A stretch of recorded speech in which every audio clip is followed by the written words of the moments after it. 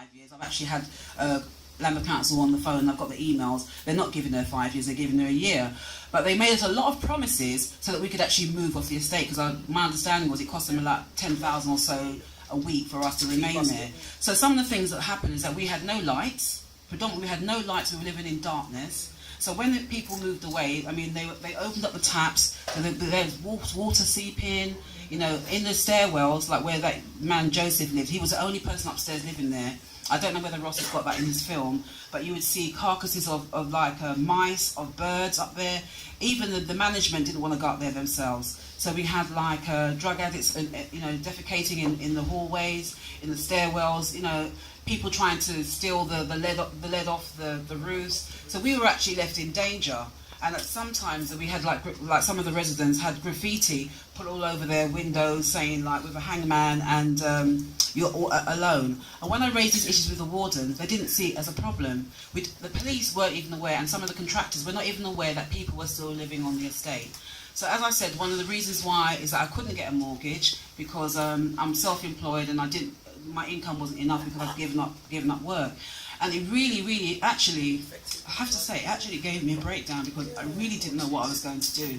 I wanted to remain on the estate, but I knew that if they paid me out, because initially they were paying people like £112,000 for three-bedroom properties initially.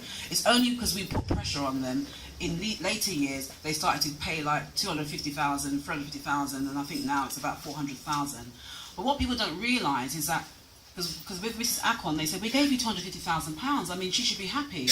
But by the time you pay off the mortgage, by the time you pay off any debts that you have, if you're not working at the time, or so forth, do you know what I mean, on a low income, you will not be able to be entitled to any benefits. So where in this area would you be able to get a property if it's about you've got about £100,000 left?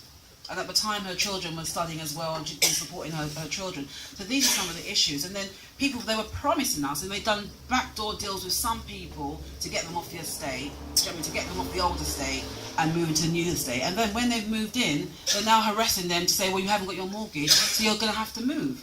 So like there's one resident that I'm aware of that she was able to move, and then because she couldn't get her mortgage, they moved her out, and then they sold the property for £700,000. Wow. So Lambeth sold the properties for the residents, the homeowners that weren't able to get the mortgages, to the developers, and the developers go and send it off. So there's something called overage, and one of the things I said to one of the lead commissioner of Lambeth Council was that there's so many homeowners that have not been able to get their mortgage. You've sold the properties to onto the developers, so there's money that's there.